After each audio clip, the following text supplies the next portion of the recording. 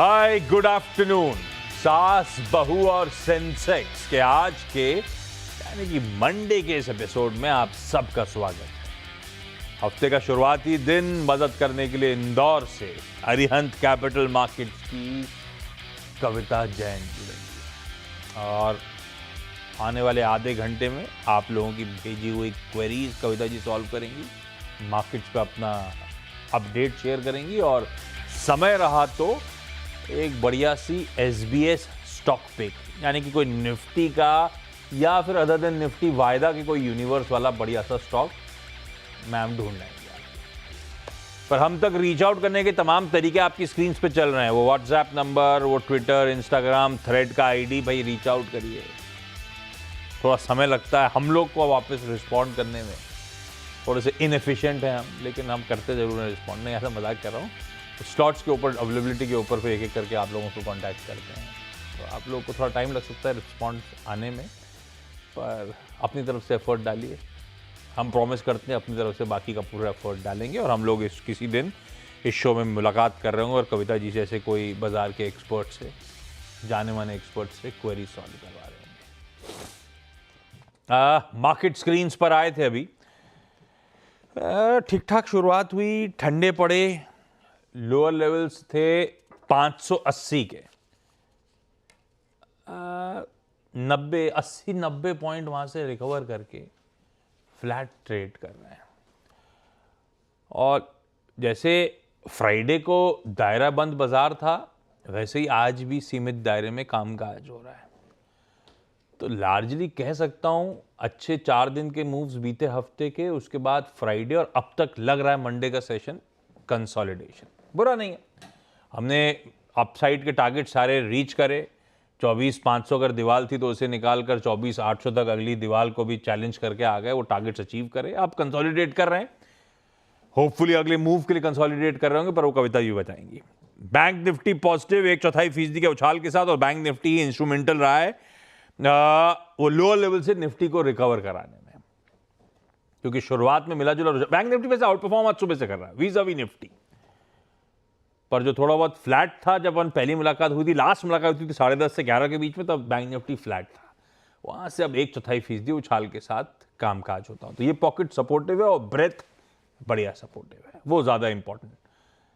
Index तो कुछ stocks का कॉन्स्टिट्यूएंट है, ब्रेथ जो है वो सारे ट्रेड हुए शेयरों की कहानी है, और वो पॉजिटिव है। 3:2 का एडवांसेस के फेवर में रेशियो, यानी जितने हो रहे हैं ट्रेड 60% तो इन ग्रीन ही आपको कामकाज करते हुए इस समय नजर आएंगे। लेकिन कविता जी, रेस्ट लेता हुआ ये बाजार 2 दिनों से क्या फर्दर अपसाइड्स के लिए पॉइज्ड है? आप ऐसा मानते हो? निफ्टी में क्या बायसनेस तेजी का रख रहे हो? अगर हाँ, तो किन लेवल्स पे खरीदने का मन बना रहे हो आप? गुड मॉर्निंग, गुड आफ्टरनून आपको। Hi, very good afternoon Ashish ji. Good afternoon everyone. Yes, Nifty और बैंक निफ्टी अगर आप पोजिशनल सेटअप देखें तो एग्जैक्टली पॉजिटिव बायस के साथ ही हैं हम, और डिप्स को बाय करना चाहिए। आज निफ्टी बैंक निफ्टी पर हम एक कंसोलिडेशन देख रहे हैं फॉर टुडे। मुझे लगता है अगर निफ्टी आज का हाई दैट इज 24,705 के ऊपर वंस निकलता है तो यहाँ से 70-80 पॉइंट का एक अच्छा अपसाइड मूव बनता हुआ दिखेगा 24,800 24,820 की तरफ। तो एज ऑफ नाउ मुझे लगता है अब अभी एज एग्जैक्टली ट्रेड नहीं है, बट 24,705 के ऊपर ट्रेड बिल्कुल इनिशिएट करना चाहिए 24,640 के एक स्टॉप लॉस के साथ। वेरएज अगर बैंक निफ्टी को देख रहे हैं तो बैंक निफ्टी भी एक अच्छा पॉजिटिव बायस लिए हुए है। अगेन 54,000 पर काफी कॉल राइटर्स अभी खड़े हुए हैं बैंक निफ्टी पर, तो मुझे लगता है डिप्स को बाय करना चाहिए बैंक निफ्टी पर। सम अराउंड 53,400 के आसपास अगर ये मिले तो वहां पर रिस्क रिवॉर्ड फेवरेबल होगा। 53,250 का स्टॉप लॉस लेके for the price target of 54,000। 54,000 ठीक है। सवाल जवाब के सिलसिले की शुरुआत कर रहा हूं आज वडोदरा, इंदौर और महाराष्ट्र। अब महाराष्ट्र में बस स्पेसिफिक नहीं है कहां से, जब जुड़ेंगी मैम तो बातचीत कर लेंगे। इनफैक्ट जुड़ी नहीं है अब तक, तो जो जो जुड़ चुके हैं वो आपको आपकी स्क्रीन पर रेडी नजर आएंगे। आप दोनों को गुड आफ्टरनून। सबसे पहले वडोदरा से Julie Vinod ji. Julie ma'am hi, good afternoon. Julie ma'am, कब से स्टॉक मार्केट में जुड़े हो जूली मैम? कितना टाइम हो गया आपको? 1-1.5 साल से। 1-1.5 साल। और क्या रीजन हाँ था जी। स्टॉक मार्केट में आने का? घर पे सब करते हैं या आपने अपना कहीं से इंटरेस्ट नहीं डेवलप कर नहीं, लिया? नहीं नहीं, घर पे कोई नहीं करता सर। बेसिकली मैं एक एजुकेटर हूँ, तो आई टुक अ ब्रेक। तो मैंने बोला, and my brother in law करते हैं ये, तो थोड़ा बहुत उनसे सीख सीख के मैं बोला let me give a try करके ऐसे थोड़ा सा मैंने किया। एजुकेटर मतलब? टीचर टीचर थी। टीचर थी, अब छोड़ दिया? हाँ, अभी मैंने और ब्रेक लिया है सर। ओके, और 1 1.5 साल से फिर ये brother in law he help कर रहे हैं स्टॉक चूज करने में, आप अपना खुद का चूज करने लगे हो मैम? नहीं नहीं नहीं, ब्रदर इन लॉ पहले इनिशियल हेल्प करते थे, अभी मैं जैसे सीएनबीसी वगैरह देख के थोड़ा बहुत करती हूँ। इंटरेस्ट डेवलप हो गया है? हाँ जी। और ये 1.5 साल गया कैसा? पैसा आया नहीं आया? आ, पैसा आया भी, और अभी फिलहाल लॉस में थोड़ा, कब से, अभी जब से थोड़ा लॉस में चल रहा है सर। हाँ, ऑफलाइन कुछ मार्केट कुछ गड़बड़ा लॉस। गया थोड़ा। हाँ हाँ। नहीं, अभी तो सबका, जिनके प्रॉफिट से प्रॉफिट रिड्यूस हुए, पर अब तो हालात सुधर रहे होंगे वापस, अब तो हाँ पिछले हाँ कुछ हाँ दिनों से हाँ हाँ, बहुत अब बढ़िया हो रहा ठीक है है। हाँ हाँ, मार्केट। यस यस, अब ठीक हो रहा डन है डन, थोड़ा बहुत। बिल्कुल या बढ़िया। जूली मैम, पहला सवाल कविता जी के लिए कौन सा? यस सर, मेरे पास अराउंड 300 शेयर्स है द्वारकेश शुगर्स के एट 91। 300 शेयर्स हैं द्वारिकेश के एट 91। क्यों लिया था जूली मैम? मतलब ट्रेडिंग वेडिंग का मन था, या सोचा था लंबी अवधि के लिए द्वारिकेश रखूंगी? नहीं नहीं नहीं, लंबी अवधि के लिए नहीं था, थोड़ा प्रॉफिट कमा के निकाल दूंगे ऐसे ही सोचा था। हाँ, शुगर स्टॉक्स वैसे वही होते हैं, थोड़े से सिक्लिकल ज्यादा हैं। हाँ। तो स्टॉप लॉस नहीं लगाते जब आप ट्रेड लेते हो जूली मैम आमतौर पे? नहीं नहीं, ये जब मैं ये 1 1.5 साल हुए सर लिए हुए, जब इनिशियली लिया था, फिर उसके बाद वो मैं बोला आएगा आएगा करके फिर छूट गया है वो। हाँ, वो ट्रेडिंग वाला इन्वेस्टमेंट चिपक गया है, 1 1.5 साल से रखा ही रह गया है, भाव भी नहीं हाँ, आया और बोला अभी आज भी बड़े। 25 30 रुपए हाँ नीचे ही चल रहा है। हाँ कविता हाँ, जी तो क्या उसके। करूं? Yeah, Ashish ji, so as you rightly said, sugar counters आप देखिए cyclical in nature होते हैं. As of now अगर इसे देखें तो ये कंसोलिडेशन में है काउंटर. 62 से लेके 68 का एक कंसोलिडेशन बता रहा है. अभी मुझे लगता है, और अगर upward journey higher time frame पर देखूं तो अपने सारे एवरेजेस के नीचे ये ट्रेड करता हुआ दिख रहा है. मुझे लगता है एक स्ट्रिक्ट स्टॉप लॉस आपको मेंटेन करना चाहिए. 62 का आप स्टॉप लॉस मेंटेन करें अपनी पोजिशनिंग में. कोई भी एक अपसाइड मूव अगर आएगा तो 66 के ऊपर आएगा, तो स्ट्रिक्ट स्टॉप लॉस मेंटेन करें 62 का अपनी पोजीशन पर. 62 का स्ट्रिक्ट स्टॉप लॉस 64 के आसपास चल रहा है, इसलिए मैं कह रहा हूं स्ट्रिक्ट स्टॉप लॉस मेंटेन करिएगा। फिलहाल के लिए आप होल्ड कर सकते हो। इंदौर से शिल्पी जी जुड़ती हुई। शिल्पी मैम, हाय, गुड आफ्टरनून शिल्पी मैम। गुड आपको कितना टाइम हो आफ्टरनून। गया? Good afternoon. मुझे 2 साल हो गए हैं। और खुद ही स्टॉक आप चूज कर रहे हो? मैं और मेरे हस्बैंड मिलकर स्टॉक चूज करते हैं। मैं ओके। पहले एजुकेशन में ही थी, मैं एज अ टीचर थी। फिर मैंने 2 3 साल से ड्रॉप किया हुआ है। 2 साल से मैं स्टॉक मार्केट में आप दोनों ने ड्रॉप लिया है, बच्चों का क्या होगा? हाँ। शिल्पी मैम, पहला सवाल कौन सा? मेरे पास आइडिया फॉर्ज है। 175 शेयर्स हैं एट 1012 रुपीज के। ये जब आईपीओ आया था उसके बाद ही लिया था मैंने।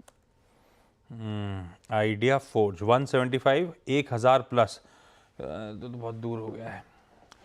और ये लॉन्ग टर्म के हिसाब से सोच के लिया था शिल्पी मैम? पढ़ने में तो खैर ये कंपनी अच्छी लगती थी, सबसे बड़ी ड्रोन मैन्युफैक्चरर वगैरह वगैरह, लेकिन आईपीओ से बाद से ठंडा ही पड़ गया मामला। ठंडा पड़ गया तो सेल और एवरेज करना चाहिए इस पे। है लूजिंग ट्रेड, पता नहीं। कविता जी बता, कविता जी, ये आईपीओ के समय से ठंडा ही पड़ता चला गया, ये एवरेज करने लायक स्टॉक है या अपनी गलती पे और ज्यादा पैसा झोंक रहा हूं मैं? क्या करना चाहिए, और बने रहना चाहिए नहीं रहना चाहिए? 450 रुपए लॉस हो रहा है। Yes. So Idea Forge as of now 634 के लेवल पर है. आपका बाइंग रेट काफी ऊपर है. मुझे लगता है एवरेजिंग तो इस काउंटर पर आप नहीं करें इन केस, क्योंकि मुझे अभी किसी भी टाइम फ्रेम पर इसमें कोई स्ट्रेंथ नजर नहीं आ रहा है इस काउंटर पर. और ये शायद तब बढ़े जब इसी के पीयर ग्रुप में कोई और कंपनी अपने आईपीओज लेकर आया, समथिंग लाइक स्टोरी पर ये अभी बढ़ सकता है. एज ऑफ नाउ मुझे लगता है 610 का आप इस पर स्टॉप लॉस मेंटेन करें, क्योंकि एक divergence I am looking at this particular counter जो इसको एक छोटा मोटा मूव अपसाइड दे सकता है, उस पर आप इस काउंटर से निकल सकते हैं. और आई सजेस्ट कि अगर although it is in drone and all, but defence से मुझे लगता है BEL is the better counter जहां पर आप अपनी पोजिशनिंग कर सकते हैं. तो जो पैसा निकले उसको आप भारत इलेक्ट्रॉनिक्स में डाल सकते हैं for the price target of 360 380. हाँ, एक बेहतर विकल्प है। स्विच करना ज़्यादा अच्छा है, बजाय इसमें रुक के इंतज़ार करना कि लॉसेस की भरपाई हो। स्ट्रेंथ वाले काउंटर की तरफ मूव करिए, वो है भारत इलेक्ट्रॉनिक्स, जो कविता जी को पसंद आता है। महाराष्ट्र से सुरेखा। सुरेखा मैम, महाराष्ट्र मतलब कहां से? संगमनेर तालुका। संगमनेर, शिरडी के पास संगमनेर है हाँ ना? हाँ हाँ बराबर। सुरेखा मैम, पहला सवाल कौन सा? सर मेरे पास इरेडा है 630 शेयर्स, और मैंने 260 से लिया हुआ है, तो क्या करना चाहिए? एरिडा है 207, 207, हाँ नहीं 260। 260, हाँ। ओके। और 220 पे चल रहा है, 260 पे लिया हुआ है, 220 पे चल रहा है एरिडा। ये आपने लॉन्ग टर्म के लिए लिया था? नहीं, एक्चुअली शॉर्ट टर्म के लिए ही लिया था, जब रैली चल रही थी 350 तक गया था ना वो तब, लेकिन वो उसके बाद गिरता ही चला गया। अब तो फिर भी ठीक हुआ है थोड़ा सा, बीच में तो और भी गिरा हुआ था। हाँ 188 तक गया था शायद। हाँ गिर गया, ये रटा हुआ है आपको, एकदम ट्रैक कर रहा हो आप। हाँ गिर गया था अच्छा खासा, अभी फिर भी ठीक है, लेकिन करना क्या है कविता मैम बताएंगी। 260 की खरीद है मैडम। तो 260 की आपकी खरीदी है, 220 पर एज ऑफ नाउ काउंटर है।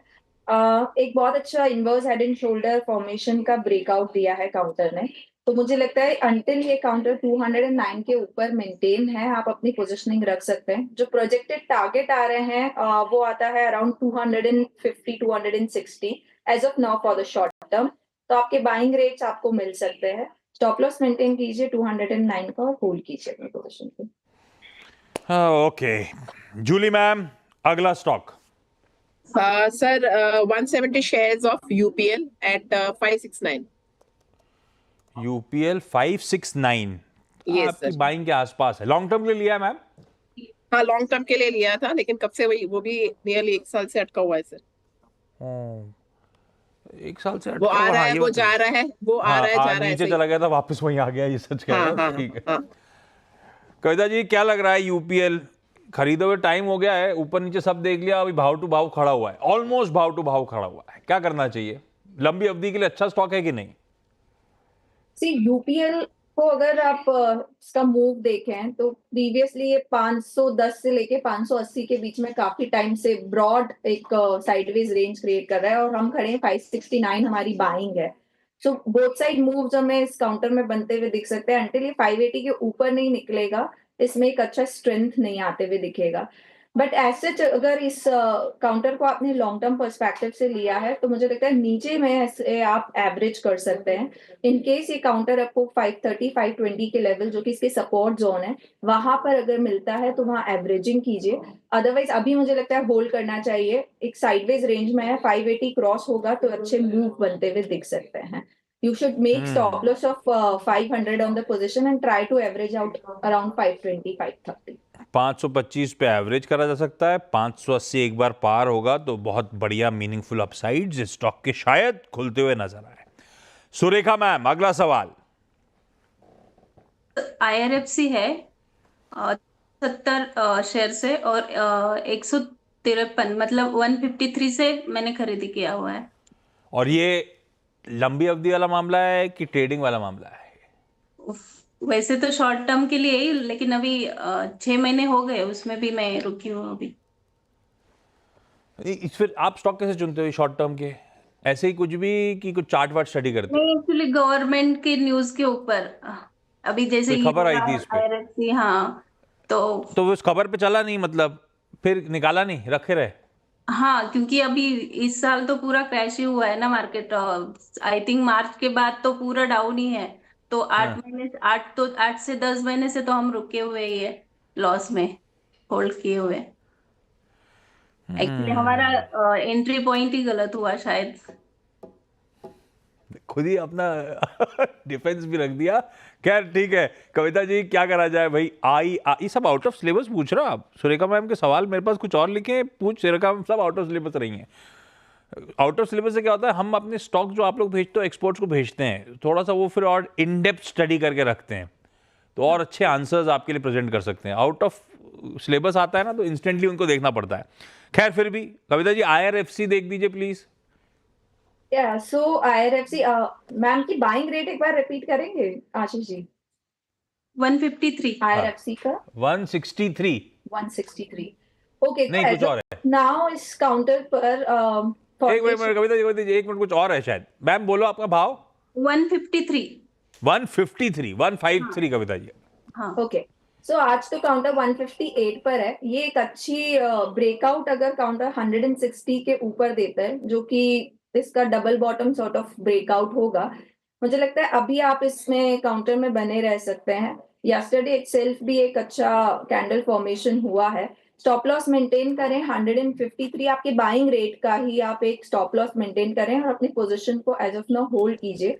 मुझे लगता है 20 रुपए का मूवमेंट इस काउंटर पर आता हुआ दिख सकता है। 160 के ऊपर निकलता है, बट टाइम लगेगा। इसे थोड़ा सा आपको होल्ड और पेशेंस रखना होगा इसका पर्टिकुलर काउंटर में। तो maintain stop loss of your cost. Kavita ji वो देखी क्या, क्या नाम है, पुष्पा 2 देखी क्या? नहीं, next week like Saturday Sunday, coming Saturday Sunday. अभी बच्चे के एग्जाम्स चल रहे हैं। अच्छा जूली मैम, अगला सवाल। Sir 100 shares of Utkarsh at 52। आपने देख ली क्या पुष्पा? नहीं सर, मेरे भी बेटे के एग्जाम्स चल रहे हैं। 550 करोड़ पे जुटा ली, यहाँ पे किसी ने देखी नहीं है। जूली मैम का सवाल है, उत्कर्ष स्मॉल फाइनेंस बैंक 52 की खरीद 100 शेयर्स हैं। 52 वाला 35-36 पे आ गया है, अच्छा खासा दूर हो गया है। क्या करें अब इसमें कविता जी? उत्कर्ष बैंक एक बेस बनाने की कोशिश कर रहा है 34 के लेवल पर। मैम अगर ये काउंटर और अपने 20 EMA को क्रॉस करने में है अराउंड 37, जनरली काउंटर जब एक अच्छा 20 EMA को क्रॉस करता है तो अपसाइड मूव मिलता है, जो कि 42 तक अभी मुझे एज ऑफ नाउ दिख रहा है। एज ऑफ नाउ आपको स्टॉप लॉस मेंटेन करना चाहिए 34 का और अपनी पोजीशन में बने रहना चाहिए। शिल्पी मैम, अगला सवाल। I want to invest in multi-bagger stocks. So, can you please suggest for 5 to 6 years? हम सभी चाहते तो मल्टी बैगर में ही घुसना है, घुस पाते नहीं पाते। इसका जवाब एक काम करते हैं, कविता जी का लॉन्ग टर्म का एक या दो बढ़िया दिग्गज स्टॉक्स के आइडियाज ब्रेक के उस पार लेकर आता हूं। उसको ही SBI स्टॉक पिक का जामा दे दूंगा डायरेक्टर साहब। ब्रेक के उस पार मिलते हैं। के बाद आप सबका स्वागत। मुझे पता है आप सब लोग इंतजार कर रहे होंगे, अब मैं भी कर रहा हूं। भाई सवाल था, कुछ ज्यादा नहीं मांग रही है मैम कविता जी, सिर्फ ये सवाल था कि एक दो मल्टी बैगर आइडियाज दे देती तो अपने बारे न्यारे हो जाते। टाइम की टेंशन नहीं, 5-7 साल में मल्टी बैगर बन जाए, कोई प्रॉब्लम नहीं है। कौन से आप लोग अरिहंत में कोई ऐसा सवाल उठाते तो आप लोग क्या जवाब देते हो? या आशीष जी, दो काउंटर शेयर करना चाहूंगी जो as of now on my radar and even Arihant के रडार पर भी हैं। तो कैपिटल मार्केट की अगर आप कंपनीज देखें तो वो ऑलरेडी इन फ्लेवर है। यहीं से अगर आप देखें तो एक IT enable solution provider protean is the company, जो इतना अभी नहीं बढ़ा है। ये बेसिकली आपके आधार कार्ड, पैन कार्ड, ये सारा इशू करती है कंपनी और गवर्नमेंट के साथ इनका एक कोलैब है। यहाँ पर एक अच्छे मूव बनते हुए दिख सकते हैं। 1843 के लेवल पर है on all the time frame. ये काउंटर अपने एवरेजेस के ऊपर निकला है। एक मीडियम टर्म टारगेट में दूंगी तो वो होगा अराउंड 2200-2300 का। स्टॉक हैज पोटेंशियल के फर्दर अपसाइड मूव आपको बनाते हुए दिखे। तो अंटिल काउंटर 1600 के लेवल के ऊपर है, अक्यूमुलेशन एक स्ट्रैटेजी होना चाहिए। 2200-2300 के मीडियम टर्म टारगेट के लिए आप प्रोटियन देख सकते हैं। एंड एल्स बजाज फिनसर्व, ये काउंटर एक बहुत अच्छा क्रॉसओवर्स दिखा रहा है चार्ट्स पर, तो यहाँ पर भी एक अच्छी पोजिशनिंग की जा सकती है। फंडामेंटली भी स्ट्रॉन्ग काउंटर है। 1645 के लेवल पर अभी है। अपसाइड मूवमेंट मुझे लगता है 1800-2000 के एक medium to long term perspective से आप इस काउंटर को देख सकते हैं। अंटिल काउंटर 1550 के ऊपर है, यहाँ भी आप धीरे धीरे एक्यूमुलेशन कर सकते हैं for the long term target of 1900-2000। Perfect. चलिए, इस नोट पर जूली जी, शिल्पी जी, Surekha ji, thank you so much आप सबका जुड़ने के लिए, और Kavita ji thank you so much बढ़िया तरीके से हम सबकी क्वेरी सॉल्व करने के लिए। ब्रेक के उस पार मिड कैप मंत्र, अपनी मुलाकात होगी अब 1:27 पे। सीएट आज का stock of the day, double digit gains हैं। इस कंपनी के CFO मुलाकात करेंगे अपन से अपने वीकेंड पे अनाउंस एक्विजिशन पर।